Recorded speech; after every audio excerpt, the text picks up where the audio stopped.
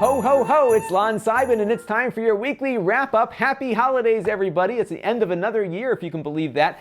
I want to first, though, begin by thanking our latest Patreon supporters. Emma Jones, who I neglected to recognize last week. Our email from Patreon didn't arrive at the time it should have, and I missed her contribution, but I am making it up this week, so thank you, Emma. Silvio Poggi also contributed, as did Mikkel Stephenson, so thank you all for your support of the channel, as well as everyone who has been contributing via Patreon, and I'll talk more about Patreon in a few minutes as we get towards the end of the video. Now, this has been a huge week for geeks like me, and SpaceX just really did something cool last night to make it the extreme week for geeks, and they did this. They landed their first stage of their Falcon 9 rocket successfully this evening. This is a big deal. So you can see this image I captured from their live stream. This was a night launch and therefore a night landing, but this is the rocket coming back to Cape Canaveral. They landed on land this time versus trying to hit a barge. And as you can see, that rocket came down perfectly vertical and landed pretty much right where they wanted it to go. I'll show you another picture in a second, but there it is on the ground, successfully landing after it deployed a bunch of communication satellites into orbit. So this is a big deal, and you can see how excited the SpaceX mission managers are. This has been something they've been working on for a long time, because normally that huge rocket stage you see there is dumped in the ocean after they launch. It's the equivalent of taking your airplane and throwing it out after you get to where you're going. It isn't very efficient. So now they've been able to launch something into space, get that expensive first stage back that could conceivably be just refurbished a little bit, refueled, and sent back up again. If this works, this could mean that people like me and you could be doing YouTube videos from space if they can get this working reliably. It'll dramatically reduce the cost of launching things off the planet. This is a big, big deal, and I'm really excited to see SpaceX pull this off, especially after they had their last launch end in an accident where the rocket pretty much broke up as it was taking cargo to the space station. So this is a huge comeback for them, successful satellite deployment and a successful landing. Check this picture out. This is the rocket coming back down. Pretty much they need to hit the, they hope to hit the center of the X there, and it looks like it came down exactly where they wanted it to go.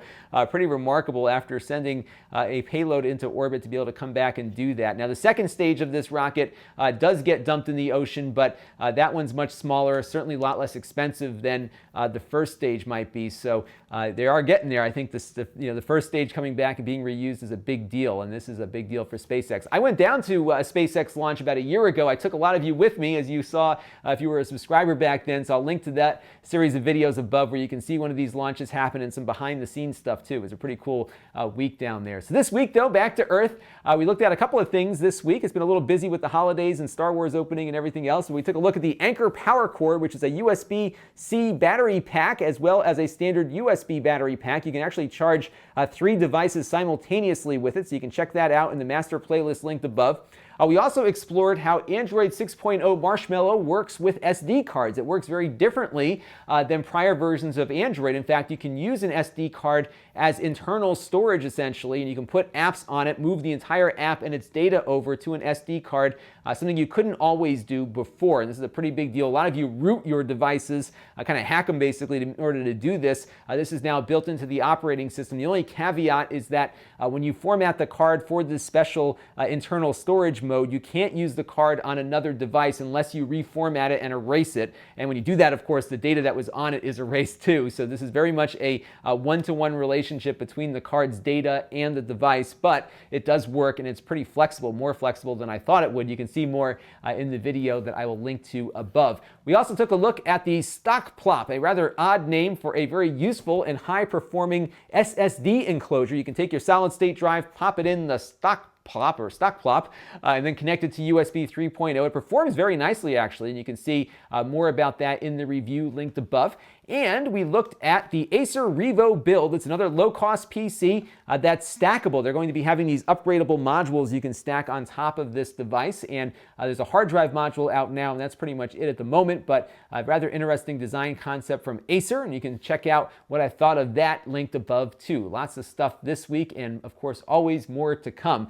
In the news this week, of course, is the big Star Wars The Force Awakens opening. I had my screening with all of my friends. I rented out 2 theaters, essentially. essentially. I bought all the tickets in the theater, and then I had all my friends come to see it with me. So we had, they paid for the tickets, of course, but it was at cost. I wasn't, milking anybody. We just got together as a group of friends to watch a movie that we were all really big fans of. And I'll tell you what, J.J. Abrams and his team delivered really a proper sequel to the original trilogy. It was familiar enough in that, everything looked very similar to how the originals looked.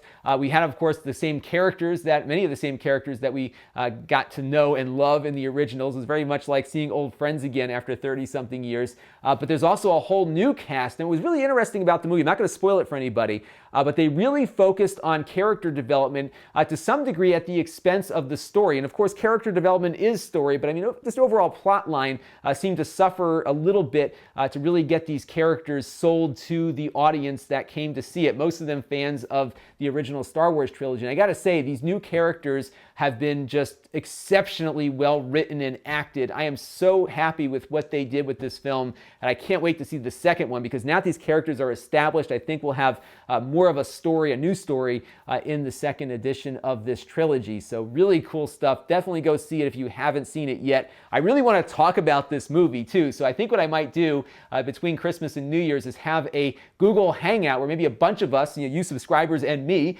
get together and talk about the film with spoilers. So we'll put that little warning out there for those who haven't seen it yet. But I really would like to talk to them about the movie with some folks that have seen it. So even though I had a bunch of friends with me, I'm not around them all day long. So I'm at work all day. I can't really talk about the movie as much as I'd like to. So it'd be very therapeutic for me to get a bunch of you in a Google Hangout room and talk about it for a live stream. So if you're interested, send me an email at Lon@Lon.TV, and I'll let you know what time I'm thinking about doing this Star Wars chat, because I think it'll be a lot of fun.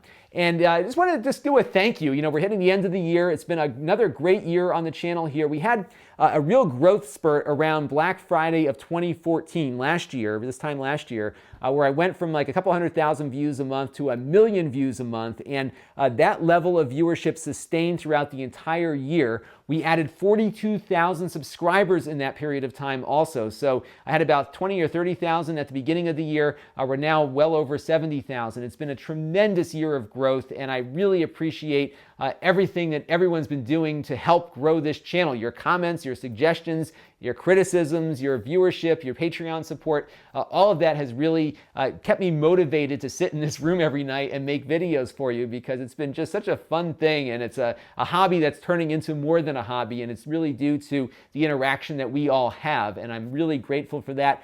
So definitely just keep watching, and I'll just keep making stuff and keep those great suggestions coming in, and just want to thank you all for just another great year. And I've really been having a lot of fun with this, and it's been really neat to be able to start a tech channel a lot later than many of the other big stars on YouTube did, yet be able to grow to the extent that we've been growing. So here's to another great year hopefully ahead. I'm going to be working just as hard, if not harder, this year to keep this thing going and growing. So definitely tell your friends, and let's keep this thing cooking. It's been a lot of fun. And if you want to help the channel, you can go to Lon.TV/Patreon and make a monthly contribution to the channel. We also have YouTube fan funding set up at Lon.TV, which is a one-time contribution. All of those funds help offset my losses for things that I buy on the channel, review, and then resell, because when I get done reviewing them, they're used items, and I take a loss on that. So that Acer Revo build is a great example. I bought that, reviewed it. It's now a used item. I'll be reselling it, and that really does help offset some of those losses. But contributions are never required for this channel. I don't hold anything back. So if you can, great. If not, just keep watching, because your viewership and your subscription is just as important as monetary contributions are. You can connect with the channel a bunch of different ways. You can subscribe to my email list at Lon.TV/email. That will be when I'll announce, or where I'll be announcing the Star Wars Hangout live stream when we do it. We have my Facebook page at Lon.TV/Facebook. We're getting very close to 1,000 on that one. So if you can like it, if you haven't already, that would be very helpful, because I think I can do some live streaming on Facebook once that happens. So definitely check that out if you can. And of course, we have my forums at Lon.TV/forums. I'm using that as a community, but also almost like my website too. So I'm posting frequently asked questions and other things that come up that don't warrant making a separate video. I just post some things over there too. So you can check that that out, kind of browse through the forum topics and see if anything interests you there. You only have to register if you want to leave a comment, but otherwise you can just pop in and browse if you wish to do that. So that'll do it for this week's weekly wrap-up. For those celebrating Christmas, have a very Merry Christmas. Be safe. Hope you get some nice gifts, and more importantly, give some nice gifts to those around you or to those in need this holiday season. And that will do it for this week. We'll be back next Monday with another weekly wrap-up video. This is Lon.TV. Thanks for watching. This channel is brought to you by the generosity of my Patreon supporters. If you find the channel helpful, you too can contribute for as little as $1 a month. Visit Lon.TV/Patreon to learn more.